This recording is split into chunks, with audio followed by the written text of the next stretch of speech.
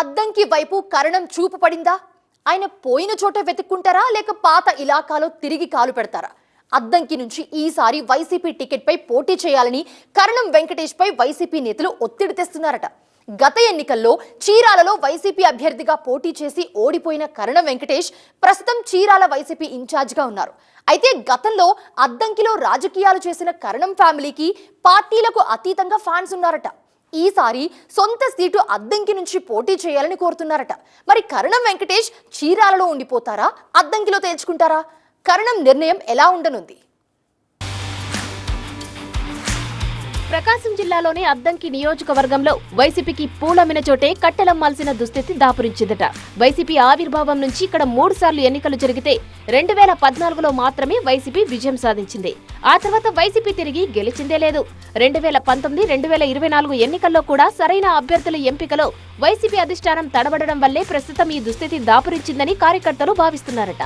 ఈ పరిస్థితుల్లో ప్రస్తుతం అద్దంకి వైసీపీకి గట్టి నాయకుడు కావాలంటూ అధిష్టానానికి మొరపెట్టుకుంటున్నారట. అద్దంకి అసెంబ్లీ నియోజకవర్గం నుంచి 2014లో వైసీపీ ఎమ్మెల్యేగా గెలిచిన గొట్టిపాటి రవికుమార్ తర్వాత టీడీపీ తీర్థం పుచ్చుకున్నారు. ఆ తర్వాత వరుసగా 2 సార్లు ఆయనే గెలిచారు. ప్రస్తుతం టీడీపీలో మంత్రి పదవి దక్కించుకున్నారు. దీంతో అద్దంకిలో వైసీపీ పరిస్థితి నానాటికి దిగజారిపోయిందట. ఆ తర్వాత వైసీపీ ప్రతిపక్షంగా మారడంతో అద్దంకిలో గొట్టిపాటి రవితో పోటీపడి పనిచేసే గట్టి నాయకుడు కావాలని కార్యకర్తలు ఒత్తిడి చేశారట. దీంతో ఉమ్మడి గుంటూరు జిల్లా వినుకొండకు చెందిన వైసీపీ నేత ప్రముఖ వైద్యుడు చింతలపూడి అశోక్ కుమార్ కు అద్దంకి వైసీపీ ఇన్ఛార్జిగా బాధ్యతలు అప్పగించారు. అయితే అద్దంకి వైసీపీకి కొత్త ఇన్ఛార్జ్ వచ్చినా పాత క్యాడర్ మాత్రం విభేదాలతో వేరుకుంపట్లు రాజేస్తున్నారట. కొత్త ఇన్ఛార్జ్ చేస్తున్న మార్పులు చేర్పులను తీవ్రంగా వ్యతిరేకిస్తూ పలువురు మండల స్థాయి వైసీపీ నేతలు రాజీనామాల బాట పట్టారట. పార్టీ కష్టకాలంలో ఉన్నా క్యాడర్కు అండగా నిలబడ్డ తమను కాదని, కొత్త వారికి పార్టీ పదవులు కట్టబెడితే తాము చూస్తూ ఊరుకునేది లేదని ప్రధానంగా బల్లికురువ మండల వైసీపీ నేతలు హెచ్చరిస్తున్నారట. ఈ నేపథ్యంలో ఇటీవల అద్దంకిలో చీరాల వైసీపీ ఇన్ఛార్జి కరణం వెంకటేష్ తరచుగా పర్యటిస్తున్నారట.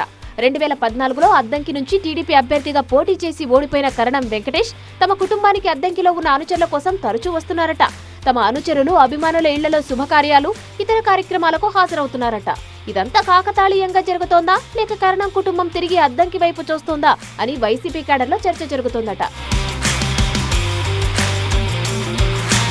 అద్దంకిలో పార్టీలకు అతీతంగా కరణం కుటుంబానికి అభిమానులు ఉన్నారట. దీంతో కరణం వెంకటేష్ ను రాబోయే ఎన్నికల్లో అద్దంకి నుంచి వైసీపీ అభ్యర్థిగా పోటీ చేయించాలని పార్టీ క్యాడర్ ఆశిస్తోందట. 2004లో కరణం బలరాం అద్దంకి నుంచి టీడీపీ తరపున పోటీ చేసి గెలిచారు. 2009లో టీడీపీ నుంచి మళ్లీ పోటీ చేసిన కరణం బలరాం ఓడిపోయారు. ఆ తర్వాత 2014లో కరణం బలరాం వారసుడు కరణం వెంకటేష్ టీడీపీ టికెట్ పైనే అద్దంకి నుంచి పోటీ చేసి ఓడిపోయారు. ఆ తర్వాత కరణం కుటుంబం 2019లో చీరాలకు వెళ్లింది. అక్కడి నుంచి టీడీపీ తరపున కరణం బలరాం పోటీ చేసి గెలుపొందారు. ఆ తర్వాత కరణం కుటుంబం వైసీపీలో చేరింది. 2024లో చీరాల వైసీపీ అభ్యర్థిగా పోటీ చేసిన కరణం వెంకటేష్ ఓడిపోయారు. ప్రస్తుతం ఆయన చీరాల వైసీపీ ఇన్ఛార్జిగా ఉన్నారు. ఇక చీరాలలో కరణం కుటుంబానికి ఆమంచి పెద్ద తలనొప్పిగా మారారని టాక్. దీంతో తిరిగి కరణం వెంకటేష్ ను అద్దంకి నుంచి పోటీ చేస్తే బాగుంటుందని అద్దంకి వైసీపీ క్యాడర్ సూచిస్తున్నారట. ఈ మేరకు వైసీపీ అధిష్టానం నుంచి ఎలాంటి క్లారిటీ లేకపోయినా అద్దంకిలో పార్టీలకు అతీతంగా ఉన్న కరణం అభిమానులు ఇటీవల కరణం వెంకటేష్ ను కలిసి అద్దంకి నుంచి పోటీ చేయాలని ఆహ్వానించారట. అయితే కరణం వెంకటేష్ మాత్రం చీరాల నుంచి తిరిగి వైసీపీ టికెట్ పై పోటీ చేసేందుకు ఆసక్తి చూపిస్తున్నారట. అద్దంకి నుంచి చీరాలకు వచ్చిన తాము తిరిగి అద్దంకి వెళ్లే కన్నా ఎక్కడ పోగొట్టుకున్నామో అక్కడే వెతుక్కుంటే బాగుంటుందని భావిస్తున్నారట. రాబోయే ఎన్నికల్లో చీరాలలో తన ప్రత్యర్థులను ఎలా ఓడించాలో ఇప్పటి నుంచే వ్యూహం రచిస్తున్నారట. ఇలాంటి పరిస్థితుల్లో కరణం వెంకటేష్ తిరిగి అద్దంకి నుంచి రాజకీయాలు చేయడం డౌటే అంటున్నారట ఆయన సన్నిహితులు. ఏదేమైనా చీరాల, అద్దంకి నియోజకవర్గాల్లో కరణం వెంకటేష్ భవిష్యత్తు రాజకీయాలపై జోరుగా చర్చ నడుస్తోందట.